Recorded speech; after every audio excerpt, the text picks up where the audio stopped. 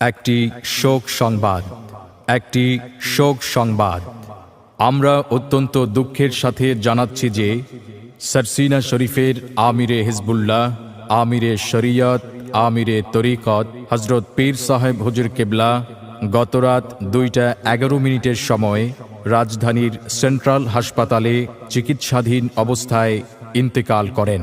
সরসিনা শরীফের হজরত পীর সাহেব হুজুর কেবলা গতরাত 2:11 সময় রাজধানীর সেন্ট্রাল হাসপাতালে চিকিৎসাধীন অবস্থায় ইন্তেকাল করেন।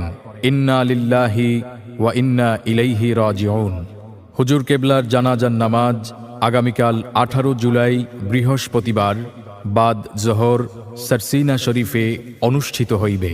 হুজুর কেবলার জানাজার নামাজ আগামীকাল 18 জুলাই বৃহস্পতিবার বাদ জোহর সরসিনা শরীফে অনুষ্ঠিত হইবে।